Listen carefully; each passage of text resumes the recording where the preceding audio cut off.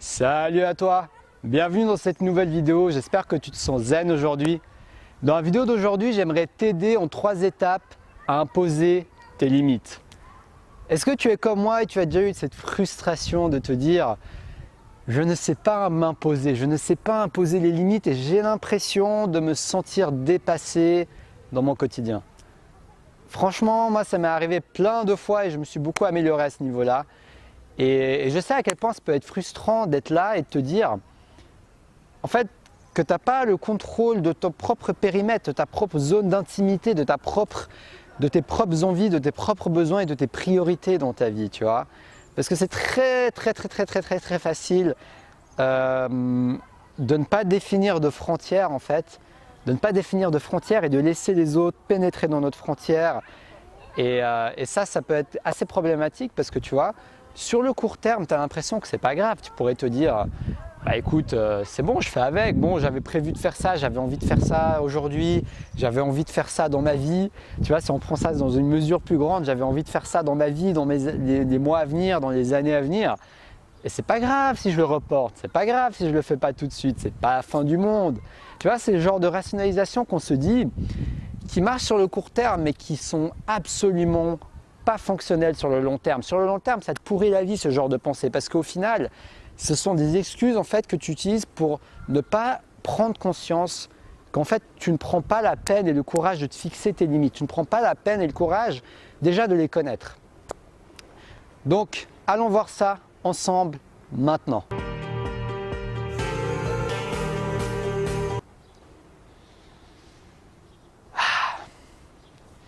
En fait, c'est très simple. La première étape, c'est connaître tes limites. Parce que comment tu veux pouvoir imposer quelque chose que toi-même tu ne connais pas?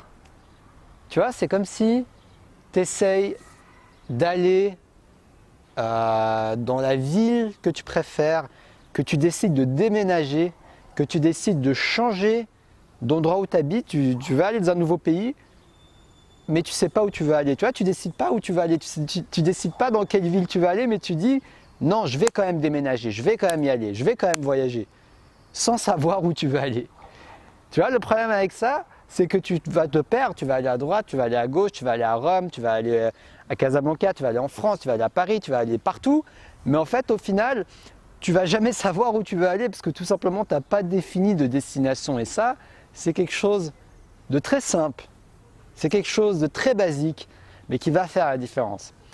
Donc par rapport à ça, par rapport à tes propres limites, si tu ne sais pas quelles sont tes limites, si tu ne sais pas jusqu'où tu es prêt à aller, si tu ne sais pas jusqu'où tu es prêt à aller quand tu es en train d'aider les autres par exemple, tu vois, tu es en train de rendre un service à quelqu'un, et sur le coup, tu vois, tu ne te dis pas, je sais pas, tu n'as pas de programme, par exemple, tu ne te dis pas à une certaine heure, j'aimerais commencer à travailler mon projet, ou bien j'ai un rendez-vous, ou bien j'aimerais faire cette activité, ou j'aimerais prendre du temps pour être seul, parce que j'aime bien me ressourcer. Tu vois, si tu ne fixes pas tout ça à l'avance, bah, tu risques de te retrouver dans le beau drap, quoi. Je ne sais pas si vous dites ça en France, mais c'est une expression qui m'est venue spontanément. En tout cas, ça se dit ici en Suisse. Tu vas te retrouver dans le caca, quoi, parce que tu vas être là et tu vas te dire « mince ».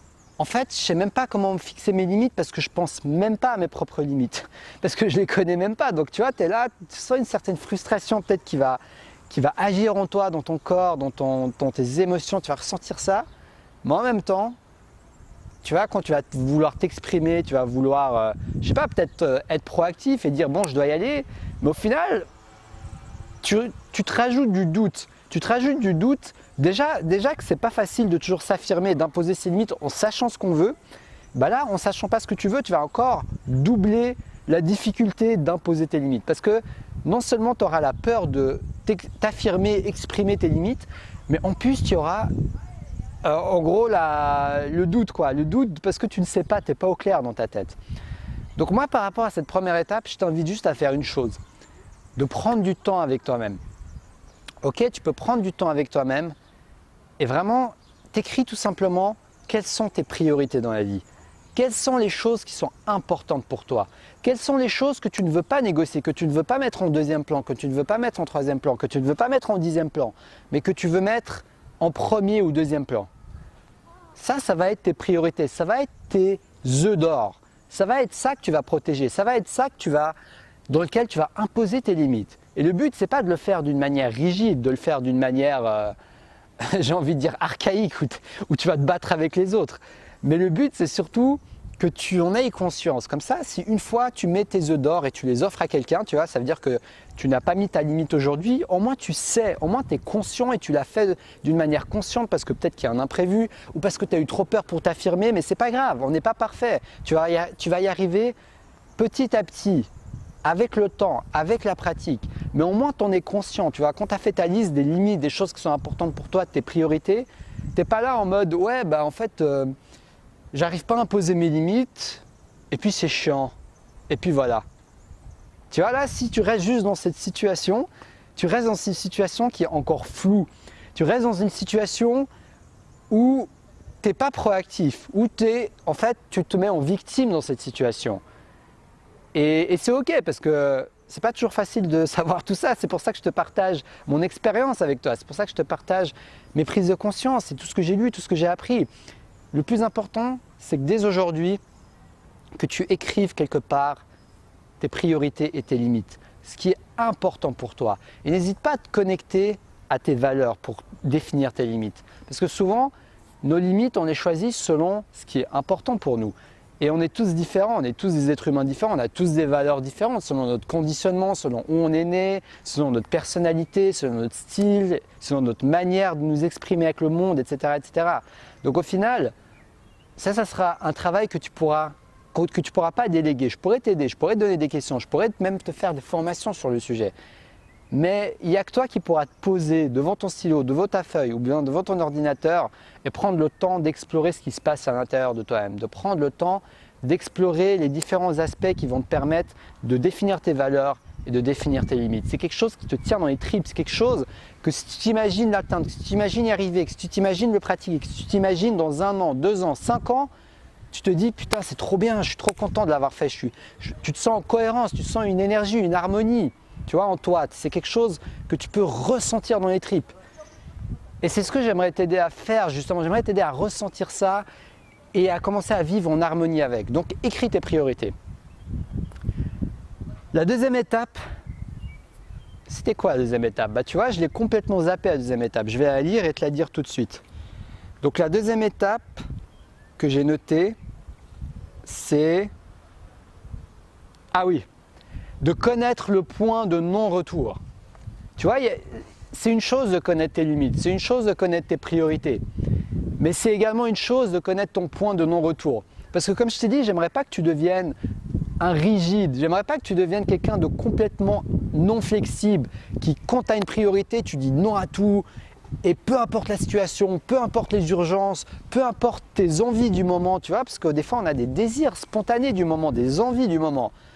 Moi, j'aimerais que tu sois plutôt dans une dynamique où tu restes à l'écoute de toi-même, à ton ressenti, à ton intuition, à ton corps, à ton environnement, à ce qui se passe autour de toi, tout en prenant en compte tes priorités et tes limites. Donc, tout simplement, le fait de connaître ton point de non-retour, c'est-à-dire le point où il n'y a aucune négociation possible. C'est le point où tu te dis, peu importe ce qui se passe, peu importe la situation, à part bien sûr c'est une question de vie ou de mort, je ne te dis pas de tout lâcher et d'aller faire ton projet, mais vraiment un point où tu dis, ok, si par exemple pendant 1 semaine, pendant 2 semaines, j'ai pas tourné de vidéo, alors là j'approche du point de non-retour, tu vois, peu importe ce qu'on me demande, peu importe si c'est important, peu importe si on veut que je l'aide, non, là ça fait 1 semaine que j'ai pas fait de vidéo, je vais faire cette foutue vidéo parce que c'est ma priorité. Tu vois, c'est un exemple que je t'ai donné au hasard là par rapport à mon projet, mais ça peut s'appliquer dans n'importe quel projet. C'est-à-dire qu'il y a un moment où tu dis ok, il y a une situation, je peux être flexible, j'écoute quand même mes envies du moment et ok, je peux reporter au lendemain. Je sais que ça te fait bizarre, je te dis de pas reporter au lendemain, mais le développement personnel c'est une nuance, c'est pas blond ou noir, tu vois. Il y a des moments où tu pourras écouter tes envies du moment et tu pourras écouter ton intuition du moment et les urgences du moment. Donc tu vas dire ok, je le fais pas aujourd'hui, je le fais peut-être après-demain, je le fais peut-être dans 3 jours. Mais si tu te fixes pas de limite, si tu te fixes pas de point de non-retour, en fait tu pourras faire ça toute ta vie. C'est ça où je te dis de pas reporter au lendemain. Quand je te dis de pas reporter au lendemain, c'est quand tu reportes continuellement et que tu ne te fixes aucun point de non-retour. C'est ça le piège. Le piège, c'est vraiment ça. Donc quand tu dis, ok, je le fais maximum pendant 1 semaine, pendant 2 semaines, pendant 1 mois, Ou alors j'aide quelqu'un, je donne de mon temps, je donne de ma personne pendant, je sais pas, 2 heures, 4 heures, 10 jours, peu importe ta limite. Ça va dépendre de ton contexte, de ton temps disponible, de ton niveau d'énergie disponible et de tes priorités. Donc vraiment, ça c'est quelque chose de personnel à définir. Tu peux trouver ton point de non-retour à différents niveaux. Tu peux trouver ton point de non-retour aux personnes qui te demandent par exemple t'aimerais venir sortir avec moi, viens on va faire ci, viens on va faire ça. Tu vois, au bout d'un moment tu vas peut-être dire oui, bon j'avais pas prévu mais ça peut être sympa de sortir, de faire un tour, de faire une balade. Mais au bout d'un moment, tu vas te dire ok, il y a mon point de non-retour, j'ai mon projet qui m'attend, j'ai un truc qui m'attend de priorité. Au bout d'un moment, il faudra que tu dises non. Tu vois, à force de reporter le fait de dire non, en fait, tu reportes le fait de te confronter à cette peur. Et cette peur, c'est quoi? C'est la peur de décevoir l'autre. C'est la peur de se sentir seul. Tu vois, si tu dis non et que la personne, elle se vexe, elle te dit « Ah, tu veux pas, pourquoi tu veux pas venir avec moi ?» Tu vois, c'est vraiment une recherche de validation très souvent, surtout quand on n'ose pas reporter les rendez-vous avec nos amis, avec les personnes avec qui on sort et tout ça. Mais au final, sache juste une chose.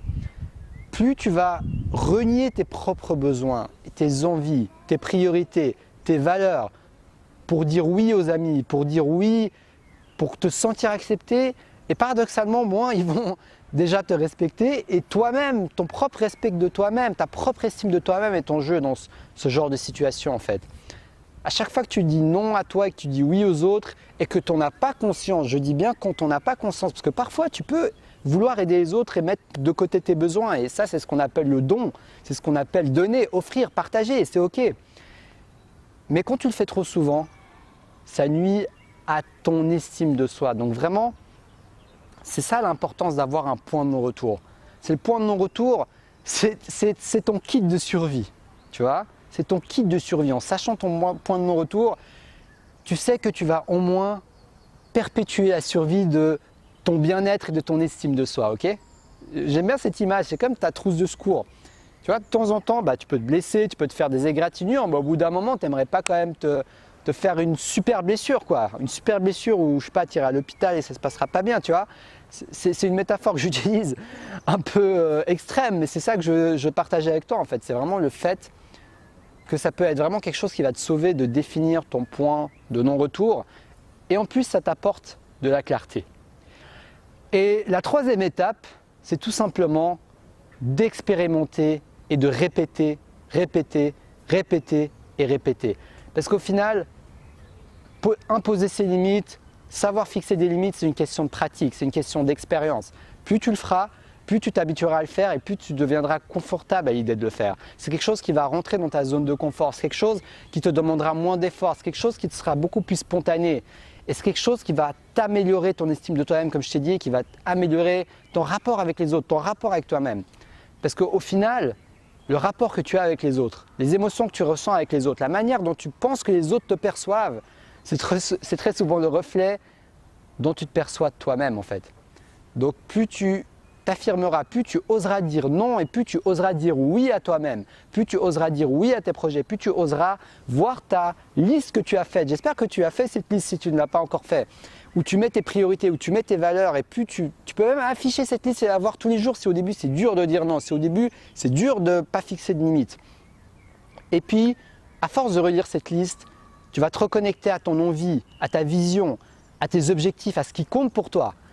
Et en te reconnectant à ça, tu auras plus de facilité à avoir le courage de fixer tes limites, à avoir le courage de dire non, à avoir le courage de répéter ça continuellement, de répéter cette expérience, de le répéter jusqu'à que tu deviennes petit à petit, doucement mais sûrement, de plus en plus à l'aise avec le fait d'imposer et fixer tes limites. Parce que tes limites, personne ne pourra les fixer à ta place. Tu ne peux pas déléguer ça. Il y aura peut-être des gens qui vont te dire « ouais, non, non, mais peut-être non, mais t'as vu, t'es en train d'abuser. » Oui, mais au final, ça c'est du court terme, c'est du blabla, c'est pas ça qui va t'apporter vraiment ce que tu veux. C'est comme un pansement, mais tu vois, le but c'est que tu apprennes à ne pas te blesser en fait. Tu vois, le but c'est pas à chaque fois que tu mets un pansement que tu te blesses toutes les 10 minutes, toutes les heures. Le but c'est plutôt que tu apprennes à avancer en te blessant le moins possible, en évitant de complètement te blesser. Ça ne veut pas dire que tu ne vas pas du tout te blesser, mais ça veut dire que tu vas éviter de te blesser tous les jours, tout simplement. Donc voilà, j'espère que cette vidéo va t'aider, que ces 3 étapes vont t'aider à imposer plus tes limites. Donc si cette vidéo t'a inspiré, si mon style te plaît, si mon énergie te plaît, si tu aimes ce que je dis, si ce que je te dis t'inspire, n'hésite pas à liker cette vidéo et à la partager avec tes proches parce que je suis sûr que ça pourra aider beaucoup de personnes parce que je peux dire que c'est un challenge de notre société de savoir s'imposer et qu'on est tous pratiquement conditionnés par la société à ne pas s'imposer, à ne pas dire ce qu'on pense, à dire oui, à être gentil, tu vois. Ça, c'est vraiment un conditionnement inconscient. Et n'hésite pas à me dire dans les commentaires ce que tu penses de ces 3 étapes et à partager ton expérience. Quels sont les moments et les difficultés que tu as, les challenges que tu as quand tu veux imposer tes limites? Est-ce que c'est avec tes amis? Est-ce que c'est avec ta famille? Est-ce que c'est avec ton conjoint ou ta conjointe? Est-ce que c'est avec tes enfants? Partage ton expérience, ça va juste enrichir cette vidéo. Et puis si tu as envie de me suivre, je fais des vidéos également, des petits vlogs sur Facebook et sur ma page Instagram avec des petites citations inspirantes également, donc n'hésite pas à aller voir ça. Les liens sont en description de la vidéo. Il y a également mon livre Les 4 piliers du succès. C'est un livre sur Amazon que j'ai écrit il y a plus d'1 an et dont je suis très fier, donc n'hésite pas à le voir si ça t'intéresse. Et puis merci à toi de me suivre et puis je te dis comme d'habitude à la prochaine pour une prochaine vidéo. Et surtout, reste passionné.